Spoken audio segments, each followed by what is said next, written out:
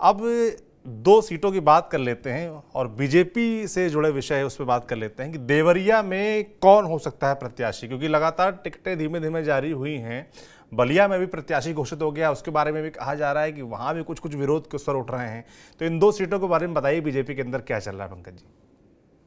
देखिए, बलिया से तो बीजेपी ने दे दिया है। नीरज शेखर जो जी। राज्यसभा के सांसद हैं, पूर्व प्रधानमंत्री चंद्रशेखर के बेटे हैं, उनको टिकट मिल गया। कई दावेदार थे वहां, वीरेंद्र सिंह मस्त जो सांसद थे उनका टिकट कट गया है। उपेंद्र तिवारी भी वहां से चुनाव लड़ना चाहते थे। आनंद स्वरूप शुक्ला की भी चर्चा थी, बहुत सारे नाम थे। खैर, वहां से बीजेपी का तो तय हो गया। अब सवाल ये है कि समाजवादी पार्टी से कौन लड़ेगा। उसमें कई तरह के नामों की चर्चा है। अब उसमें भूमियार नाम है, चूंकि ठाकुर बिरादरी के नीरज शेखर है, तो क्या किसी भूमियार बिरादरी को लड़ाया जाए? क्योंकि बलिया में भूमियारों, सबसे अधिक भूमियार अगर यूपी में कहीं है तो बलिया लोकसभा क्षेत्र जी। में है।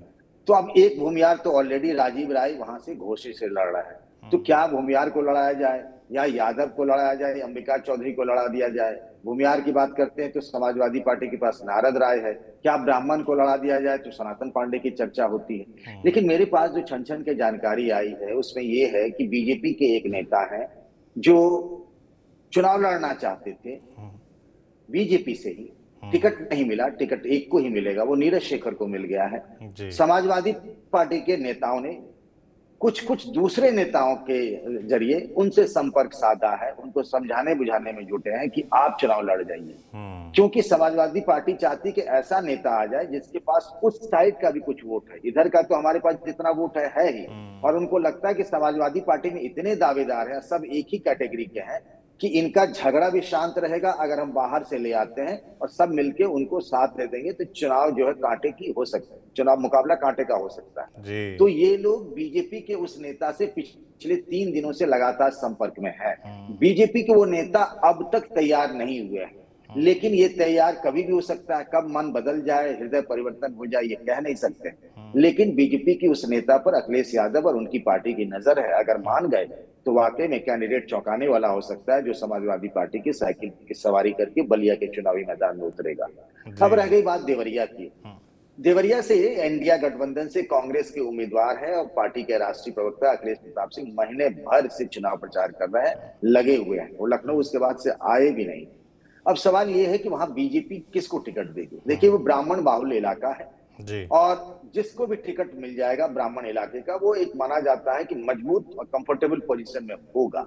तो इसीलिए कई सारे ब्राह्मण नेता, वर्तमान सांसद रमापति राम त्रिपाठी समेत हमारे मित्र जो हैं, सलमणि त्रिपाठी मित्र मैं इसलिए कह रहा हूं, हमारी तरह पत्रकार भी थे कुछ साल जी। पहले, फिर विधायक हो गए, अब वो सांसद बनना चाहते हैं, लोकसभा का चुनाव लड़ना चाहते हैं। लगातार महीने भर से वही चुनाव प्रचार कर रहे हैं। उनके सोशल मीडिया पोस्ट पर जाइए तो लगातार सवेरे से शाम तक वहीं जमे हुए हैं। रमापति राम त्रिपाठी की भी इच्छा है कि उनको टिकट मिले।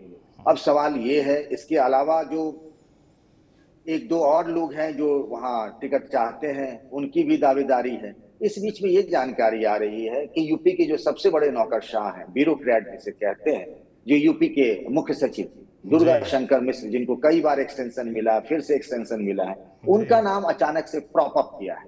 अब ये अच्छा। बात कितनी सही है या केंद्रीय नेतृत्व इसको मान रहा है, देख रहा, मैं नहीं कह सकता। जैसे कुछ नतीजे चौंकाने वाले रहे इलाहाबाद के, कि नीरज त्रिपाठी का या फिर पारसनाथ राय का गाजीपुर में ऐन वक्त पे कोई एंट्री ले लेता है और उसी को टिकट मिल जाता है। तो ऐसे ही दुर्गा शंकर मिश्र की बीते रविवार से राजनीतिक गलियारों में बड़ी चर्चा है कि इस झगड़े से कि किसको किसको टिकट मिले, उससे बढ़िया है कि डीएस मिश्रा को ही वहां से चुनाव लड़ा दिया जाए। पढ़े लिखे व्यक्ति हैं, मुख्य सचिव हैं, तो उनको, और ब्राह्मण भी हैं, पड़ोस के जिले के हैं, तो उनको टिकट दे दिया जाए। वैसे बोलता वो देवरिया के नहीं रहने वाले हैं, लेकिन देवरिया में तो कलराज मिश्र भी बाहर से आए थे और इससे पहले भी कई बाहर के लोग आके वहां सांसद बन चुके हैं। तो जी। उनका नाम क्रॉप अप किया है। लेकिन अब उनके नाम पर केंद्रीय नेतृत्व मोहर लगाता है या नहीं, ये नहीं कह सकते, लेकिन उनका नाम भी हाल फिलहाल में जुड़ा है। बिल्कुल जुड़ा है। मगर पंकज जी, अगर उनको टिकट मिलती है तो फिर सवाल भी खड़े होंगे, विपक्ष सवाल भी करेगा कि अभी तक नौकरी में थे, जॉब पे थे, टॉप ब्यूरोक्रेट थे और अचानक से राजनीति में आकर चुनाव लड़ रहे, तो उसका सामना भी करना पड़ेगा। अब बीजेपी तो इन सब चीजों की कोई परवाह नहीं करते, और इससे पहले भी उदाहरण रहे हैं कि लोग चुनाव बिल्कुल। लड़े हैं, छोड़ के आए और चुनाव लड़े, इसमें कोई नई बात नहीं। बिल्कुल।